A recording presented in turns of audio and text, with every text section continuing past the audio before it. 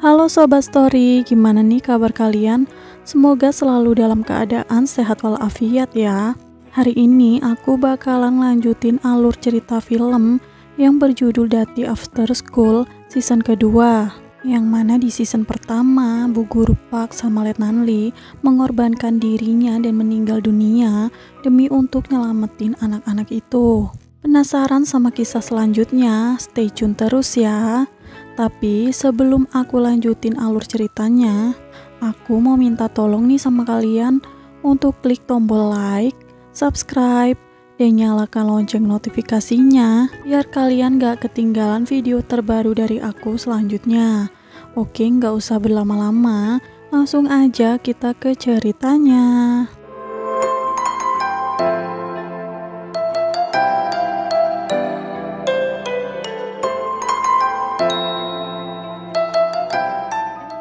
Setelah meninggalnya Letnan Lee, anak-anak SMA Sungjin sekarang ini bertahan sendirian. Semakin hari mereka semakin mahir dan juga semakin terbiasa menghadapi bola-bola itu. Sudah 1 bulan sejak kepergian Letnan Lee, mereka sekarang ini bertahan dan tinggal di sebuah tos serba. Memang semakin hari persahabatan mereka tuh semakin erat, tapi sayangnya mereka sekarang ini sedang dalam masalah. Radio komunikasi mereka itu sekarang rusak, makanya mereka nggak bisa komunikasi sama pihak pusat dan ngasih tahu kondisi mereka. Mereka tuh juga bingung apa yang harus mereka lakuin, tapi untuk sementara waktu mereka bertahan dulu. Kadang-kadang mereka juga ngelakuin pemungutan suara, karena nggak jarang dari mereka itu pada ngeluh dan pengen pulang ke Seoul. Tapi pas pemungutan suara selesai, hasil terbanyaknya selalu mereka yang pengen bertahan. Makanya sampai saat ini mereka masih bertahan dan gak pulang ke Seoul. Buat ngebenerin radio yang rusak, Taiman ngajakin temen-temennya buat nyari alat radio itu di sebuah penjara. Mereka pada setuju, sampai besok harinya Yujung bagi mereka jadi 2, yaitu tim penyerbu dan tim pencari. Tim penyerbu bakalan pergi ke penjara buat nyari alat radio itu. Sedangkan tim pencari bakalan pergi ke rumah sakit buat nyari-nyari obat yang masih bisa dipakai di sana. Karena nggak jarang juga anak-anak tuh pada ngeluh, kena kutu air, batuk pilek, dan lain sebagainya. Dan ada 3 orang yang harus jaga-jaga di tempat tinggal mereka. Tapi pas udah mau berangkat, Yohana tuh selalu aja pura-pura sakit. Makanya dia terus yang nungguin markas. Tapi karena teman-temannya udah paham kalau Yohana tuh pura-pura sakit, makanya Songyi mau tukeran sama Yohana. 그래, 그럼 오늘은 순이랑 하나랑 교대해서 나가자. Dan akhirnya Songyi yang pergi. Di tengah perjalanan menuju rumah sakit, Kimchi kepikiran sama Nara.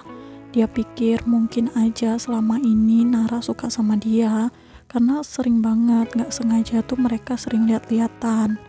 Apalagi semalam Sochul punya perasaan gak enak, dan dia tuh tiba-tiba pengen ngungkapin perasaannya sama Nara.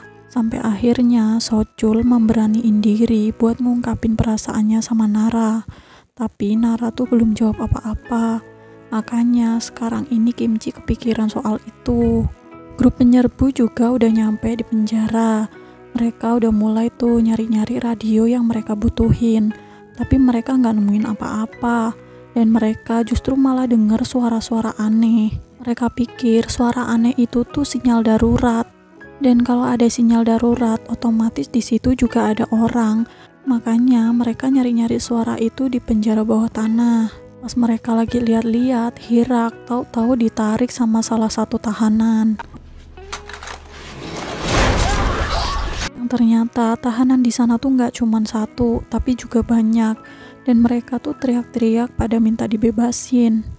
Habis bantuin Hirak, mereka tuh kemudian diskusi. Mereka ngerasa bingung banget mesti harus ngapain, karena orang-orang di penjara itu tuh minta dibebasin. Tapi di sisi lain mereka juga takut kalau orang-orang itu tuh orang-orang bahaya dan bisa ngancam nyawa mereka. Awalnya mereka mau ninggalin orang-orang itu gitu aja. Tapi gara-gara beberapa dari mereka ada yang bilang kalau mereka itu udah nggak makan selama berhari-hari, makanya anak-anak mutusin buat ngasih makan mereka. Tapi ada salah satu narapidana yang ngobrol sama Aisol. Dia pura-pura memelas gitu. Dia bilang sama Aisol buat nyampein pesan ke ibunya. Karena dia ngakunya kalau ibunya tuh nggak tahu kalau dia tuh di penjara. Makanya dia minta tolong sama Aisol buat nelpon ibunya dan bilang kalau dia baik-baik aja sambil ngasih foto ibunya sekaligus nomor teleponnya. Habis itu anak-anak pada keluar semua. Anak-anak diskusi lagi. Mereka sebenarnya masih kepikiran sama omongan salah satu narapidana yang bilang kalau mereka ninggalin gitu aja. Sama aja mereka tuh membunuh para narapidana itu. Tapi mau gimana lagi, karena mereka emang takut, jadi akhirnya mereka nggak membebasin orang-orang itu. Rencananya mereka bakalan laporin situasi yang ada di penjara itu sama tentara yang ada di pusat nanti kalau radionya tuh udah benar. Sedangkan di rumah sakit, Kimchi sama Nara tuh lagi ngobrol. Sebenarnya Kimchi pengen banget ngungkapin perasaannya sama Nara. Tapi nggak tahu kenapa dia tuh selalu gugup dan nggak bisa ngungkapin perasaannya. Yongso juga ngobrol sama Yeonju. Kalau dia itu pengen cepet-cepet kuliah, terus pengen cepet-cepet kerja. Biar dia bisa bantu biaya sekolah adik-adiknya suatu saat. Apalagi dia berasal dari keluarga yang miskin. Dia cuma bisa ngandelin beasiswa ataupun kepintarannya aja. Kimchi masih terus nyari-nyari barang yang mungkin bisa dimanfaatin. Sampai akhirnya dia nemuin baterai buat kameranya. Pas udah nyalain kameranya, dia bermaksud tuh pengen ngungkapin perasaannya ke Nara lewat rekaman itu. Kalau dia itu nggak selamat. Tapi tetap aja itu tuh bener-bener susah buat dia. Sampai akhirnya dia tuh denger keributan. Pas udah deket di sebuah ruangan, dia denger suara tembakan. Sampai akhirnya dia nanyain siapa yang ada di dalam. Pas masuk, ternyata dia itu Sochul. Gak tahu Sochul ribut sama siapa, tapi ternyata Sochul tuh di situ sendirian. 아니야, 내가 잘못 들었나 봐. Sedangkan di markas ada Dukjong, Yohana, sama Junhee. Tiba-tiba ada segerombolan orang yang datang ke markas mereka. Awalnya mereka bertiga itu cuma ngintip-ngintip, tapi akhirnya mereka beraniin diri untuk nemuin segerombolan orang itu. Dan ternyata mereka itu dari SMK Sains. Mereka dapat info dari radio komunikasi kalau CSAT dibatalin. Makanya mereka sekarang ini nggak mau ngelanjutin operasinya dan mutusin untuk pergi ke Seoul. Dukjong, Yohana, sama Junhee kaget dengar berita itu. Karena mereka emang nggak dapat info apa-apa gara-gara radio komunikasi mereka tuh rusak. 야, 자세히 좀 말해봐봐. Terus ada salah satu anak SMA Sains yang bisa dandanin radio komunikasi mereka. Pas dilihat, ternyata radio komunikasi mereka itu bukannya rusak, tapi ada komponen yang emang diambil sama orang. Sedangkan di penjara, Bora sama anak-anak lain baru sadar kalau Aisol tuh nggak ada. Mereka terus bergegas nyariin Aisol, dan ternyata Aisol itu pergi ke penjara bawah tanah dan bebasin para penjahat itu. Ada salah satu napi yang ngajakin teman-temannya buat keluar aja dan gak usah ngurusin Aisol dan juga anak-anak lain. Tapi napi-napi lain pada gak setuju dan malah nyandra Aisol. Sampai akhirnya Bora, Taeman, Yongsin, Yujung sama yang lainnya tuh kesana. Dan mereka ngeliat Aisol udah disandra sama mereka. Dengan cekatan, Jangso langsung ngunciin pintu keluarnya. Napi-napi itu nyuruh mereka buat bukain pintu. Kalau enggak, Aisol bakalan ditembak. 야 일단 열어. 안 그러면 이 친구 죽는다. Tapi gara-gara napi-napi itu kalah jumlah dan anak-anak pada megang senapan semua, akhirnya nggak jadi. Tapi napi-napi itu tuh nggak kehabisan akal. Dia hampir aja ngelecehin Aisol, sampai akhirnya Bora udah nggak tahan lagi dan nyuruh napi-napi itu buat ngelepasin Aisol. Sampai akhirnya napi-napi itu bikin kesepakatan sama mereka. Mereka bakalan bebasin Aisol asalkan pintunya dibukain. Napi-napi itu ngasih waktu 10 menit buat diskusi. Pas lagi mereka diskusi, tiba-tiba alat pendeteksi bola itu bunyi dan di situ terdeteksi ada 4 bola yang mulai mendekat. Mereka akhirnya mutusin untuk bebasin Aisol, tapi pas pintunya dibuka, ternyata napi-napi itu tuh jahat dan mereka masih tetap aja nahan Aisol. Sampai akhirnya anak-anak kabur gara-gara takut sama mereka. Sedangkan di rumah sakit, tiba-tiba anak-anak nemuin mobil yang berisi amunisi. Mereka seneng banget karena nemuin banyak peluru. Dan mereka juga beres-beres untuk bawa peluru-peluru itu ke markas. Tapi nggak tahu kenapa Sochul nggak balik-balik. Iha nyuruh Yongso buat nyariin Sochul. Tapi karena terjadi keributan, akhirnya Kimchi yang mau nyariin Sochul. Pas dicari-cari, ternyata tahu-tahu Sochul jatuh dari atas dan meninggal. Anak-anak benar-benar pada kaget sama kejadian itu. Begitupun juga sama anak-anak yang saat ini ada di markas. Mereka masih nggak habis pikir dan masih mikir siapa sebenarnya orang yang ngerusakin alat komunikasi itu. Setelah lari dan ninggalin senapan mereka, mereka pun bersembunyi. Para napi itu juga masih nahan Aisol. Di sana ada 5 orang napi, tapi ada salah satu napi yang cukup baik dan ngajakin temen-temennya untuk keluar aja dan gak usah ngurusin anak-anak. Tapi sayangnya si napi jahat gak mau dan dia justru malah nahan si napi baik supaya dia nurutin kemauan napi jahat. Gara-gara ibunya di luar sana dijagain sama anak buahnya napi jahat. Rencananya napi-napi itu bakalan ngebunuh anak-anak cowok dan ngelecehin anak-anak cewek. Salah satu napi ngebawa Aisol masuk dalam sebuah ruangan dan mau ngelecehin dia. Tapi untungnya Aisol berhasil kabur dan masuk ke sebuah lemari. Gak lama kemudian ada bola yang datang dan nyerang napi itu. Sementara napi-napi lain masih nyariin anak-anak, tapi nggak ada yang nemuin satupun. Karena sekarang ini mereka lagi sembunyi. Ternyata sebelumnya ini emang rencananya anak-anak. Mereka sengaja pakai bola untuk nyelamatin diri. Sebelumnya mereka juga udah ngeluarin peluru yang ada di senapan mereka sebelum ngebebasin para penjahat itu. Sekarang ini Hirak sama Taiman juga masih terus mancing bola itu untuk masuk ke penjara. Aisol juga udah tahu kalau ada 4 bola yang bakalan masuk ke sana karena sebelumnya Yongsin udah ngasih kode gitu sama Aisol.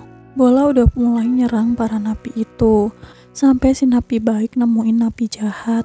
Dia bilang untuk ayo keluar aja karena di sini emang benar-benar berbahaya karena ada monster. Tapi si napi jahat gak percaya dan malah nembakin pistol gitu. Sampai akhirnya suara itu kedengeran bola dan ada 2 bola yang datang ke sana dan nyerang mereka.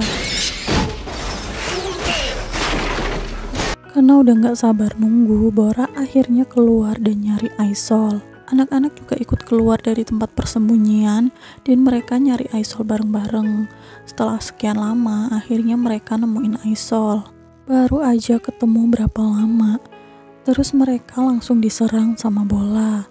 Sampai akhirnya Bora sama Aisol pergi, sedangkan Hirak sama Yongsin ngadepin bola itu. Pas mereka lagi lari, tiba-tiba mereka ketemu sama napi jahat. Tapi waktu itu mereka jatuh, sampai si napi jahat nembakin pistolnya beberapa kali ke arah Bora. Untung aja nggak kena, dan abis itu dia juga mukulin Bora. Dan pas dia mau nembak Aisol, tiba-tiba Bora nyelamatin Aisol dan malah Bora yang ketembak kupingnya. Gak lama kemudian si napi baik dateng. Mereka tuh udah ketakutan gitu, tapi ternyata si napi baik malah nembak si napi jahat karena dia itu cerewet banget dan terus-terusan nyuruh si napi baik buat nembakin anak-anak itu. Sedangkan di rumah sakit, Song Yi nemuin surat suara punyanya dia di kantong jenazah Sochul. Gara-gara itu, anak-anak jadi curiga kalau Sochul memanipulasi hasil suaranya. Kimchi yang waktu itu dengar Sochul ribut sama seseorang pun gak berani ngomong sama teman-temannya. Sedangkan di markas, anak-anak SMK Sains udah pergi. Anak-anak yang dari penjara pun udah balik ke markas. Gak lama kemudian, anak-anak yang dari rumah sakit pun balik ke markas. Mereka juga bawa mayat Sochul. Di situ anak-anak lain pun kaget banget ngelihat Sochul udah meninggal. Mereka langsung nguburin Sochul di sana. Setelah pemakaman selesai, anak-anak penasaran dan tanya gimana Sochul bisa meninggal. 이분들 니들 진짜 뭐 아는 거 없어? Di situ Songyi ngungkapin kalau dia nemuin hasil surat suara di sakunya Sochul. Dia juga minta penjelasan soal itu ke Yujung. Gara-gara itu, mereka semua jadi berantem. Kimchi juga ngungkapin di sana kalau sebelum kematian Sochul, dia dengar Sochul ribut sama seseorang. Semakin banyak kejanggalan dan keraguan di sana, sampai mereka semua pada berantem. Karena suasana udah ribut gak karu-karuan, Iha akhirnya nembakin senapan ke atas. Seketika teman-temannya pada diem. Di situ Iha ngaku kalau yang nyabotase surat suara itu dia sama Sochul. Begitupun juga sama Yojung dan juga Jangso yang juga ngakuin itu. Berawal dari pengakuan Iha, semuanya pun jadi terbongkar. Mereka nyabotase surat suara gara-gara CSAT dibatalin. Dan waktu Dokjong ngomongin itu, Yongso langsung histeris dan nangis dan dia nggak percaya kalau CSAT-nya tuh dibatalin. Di situ juga terungkap kalau orang yang nyabotase protofonnya ternyata juga Sochul sama Iha. Ya, mereka ngelakuin itu demi kebaikan dan juga nyelamatin teman-temannya. Tapi karena merasa dibohongi, teman-temannya benar-benar kecewa sama tingkah mereka. Gara-gara kejadian itu, anak-anak udah pada nggak percaya lagi satu sama lain. Keesokan harinya, anak-anak udah bersiap buat pergi ke Seoul. 휴게소를 떠나선 안 됐다. Nggak kerasa mereka udah jalan selama 2 hari. Dan pas ngeliat peta, ternyata masih sejauh 100 km lagi buat nyampe ke Seoul. Anak-anak berhenti di sebuah jalan dan mereka ngeliat banyak yang meninggal.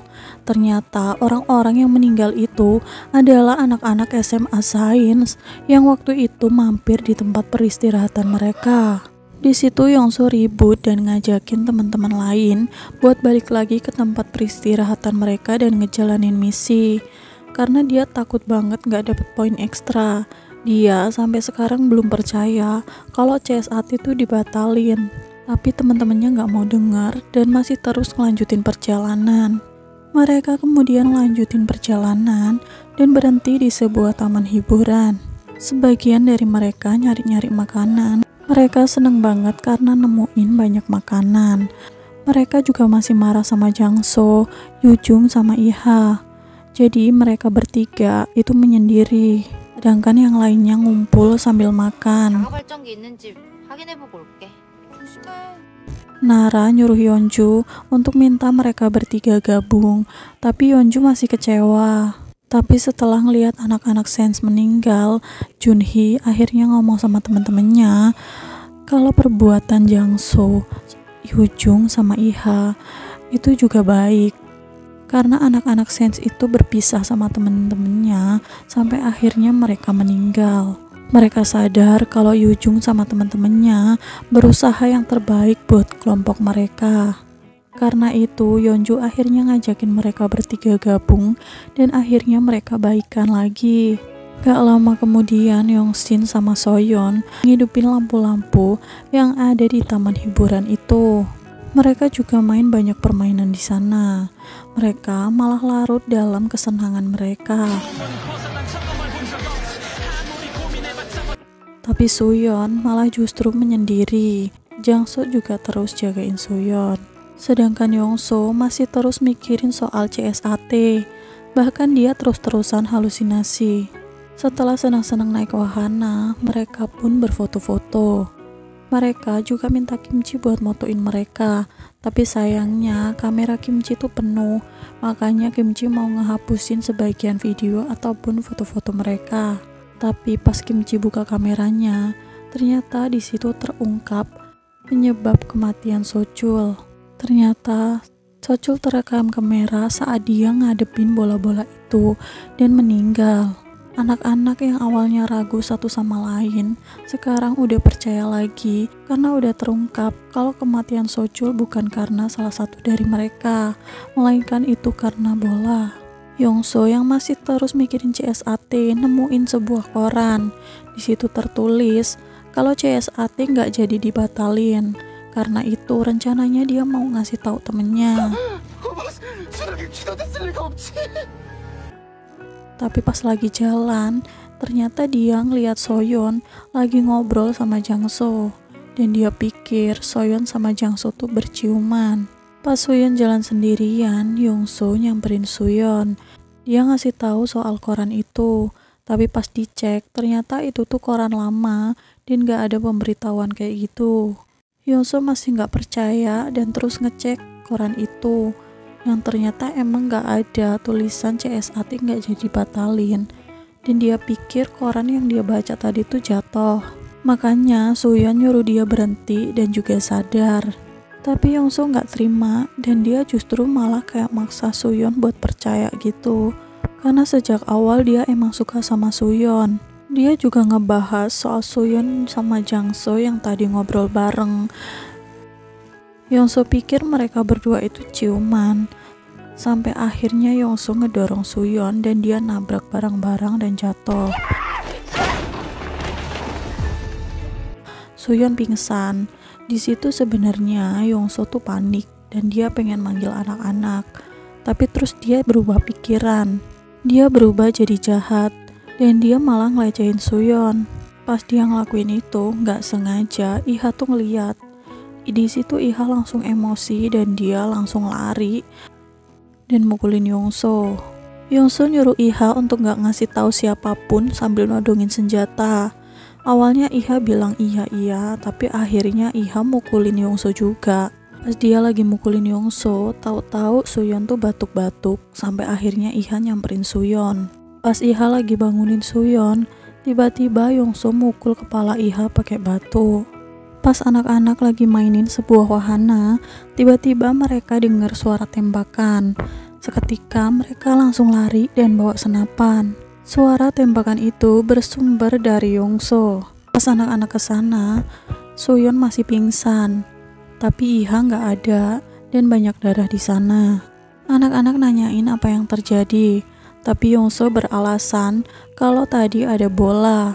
Yongso beralasan kalau Iha diseret bola ke laut. Sebenarnya anak-anak pengen gak percaya karena emang gak ada jejak bola di situ. Tapi kemudian alat pendeteksi bolanya bunyi dan banyak bola yang menuju ke sana. Karena udah gak ada waktu lagi, anak-anak akhirnya pergi dan ninggalin mayat Iha gitu aja. Saat bersamaan hujan turun, anak-anak jalan kaki dan pergi sejauh mungkin. Di tengah perjalanan, Yeonju dan yang lainnya nanyain Soyeon tentang kejadian tadi. Tapi Soyeon gak inget apa-apa. Di situ Yongso udah ketakutan kalau Soyeon inget kalau tadi Iha ditembak sama Yongso. Yongso juga yang nyeret mayat Iha ke laut untuk ninggalin jejak. Gak lama kemudian, akhirnya mereka nemuin tempat buat berteduh. Anak-anak berencana untuk balik lagi ke pantai dan ngambil jenazah Iha. Karena itu, Yongso ketakutan kalau anak-anak lihat luka tembak di tubuhnya Iha. Yongso kemudian keluar dari ruangan itu. Dia ngomong sendiri kayak orang stres, dan dia nganggap apa yang dia lakuin itu cuman buat bela diri. Gak lama kemudian, dia ngeliat Jangso sama Soyeon. Soyeon ngasih tahu Jangso apa yang dia ingat, dan seingatnya dia itu gak ada bola. Yongso juga nguping pembicaraan mereka. Waktu itu anak-anak lagi ngobrol di dalam sebuah ruangan, dan mereka itu ngomongin hal-hal konyol. Tapi pas Yongso ngintip, dalam halusinasi Yongso, anak-anak tuh lagi ngomongin dia dan mau ngebunuh dia. Tapi karena udah terlalu lama ngobrol, mereka akhirnya mau jaga dan sebagian istirahat. Jangso mau keluar, tapi tiba-tiba Yongso nembak Jangso dari luar. Jangso pun tewas, dan Yongso masuk ke dalam kelas dan nembakin semua anak-anak di sana. Anak-anak udah gak sempat buat nembak balik. karena mereka emang gak nyangka kalau Yongso tuh kayak gitu. Yongso terus ngejar anak-anak yang masih hidup dan nembakin mereka semua. Sampai akhirnya Aisol nembak Yongso sampai dia tewas. Gara-gara kejadian itu, akhirnya cuma 4 dari mereka yang selamat, yaitu Kimchi, Nara, Aisol, sama Yohana. Karena Yohana emang dari awal itu ngumpet di bawah meja dan gak berani keluar.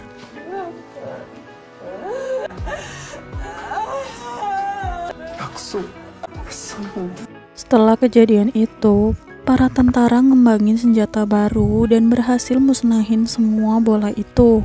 Dan saat ini kehidupan sudah kembali normal. Dan alur cerita film Dati After School season kedua pun telah selesai. Gimana nih guys menurut kalian? Nyesek banget kan? Setelah perjuangan yang begitu panjang, ternyata yang selamat dari mereka itu cuma 4 orang. Semoga ada pelajaran yang bisa diambil dari cerita ini ya guys. Oke, terima kasih yang udah menonton. Bye-bye.